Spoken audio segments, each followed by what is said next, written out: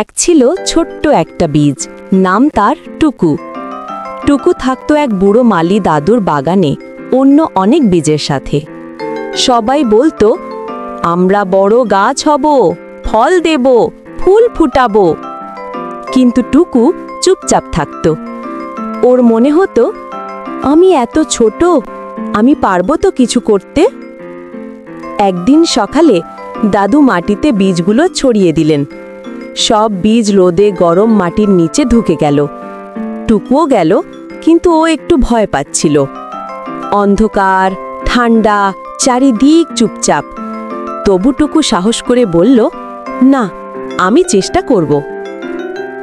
দিন গেল, বৃষ্টি পড়ল, রোদ উঠল। ধীরে ধীরে টুকুর ভেতরে প্রাণ জেগে উঠল। ও একটু একটু করে মাটি ঢেলে উপরে উঠতে লাগল।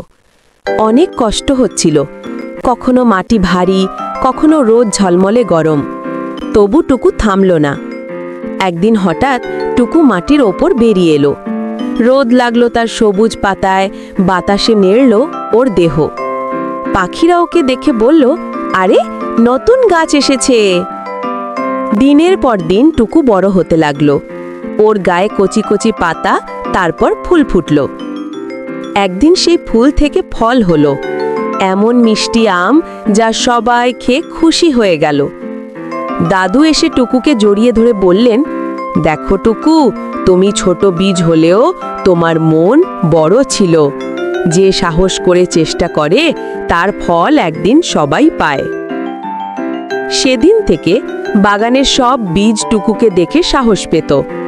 কারণ টুকু প্রমাণ করেছে, ছোট হোক বা বড়, স্বপ্ন আর সাহস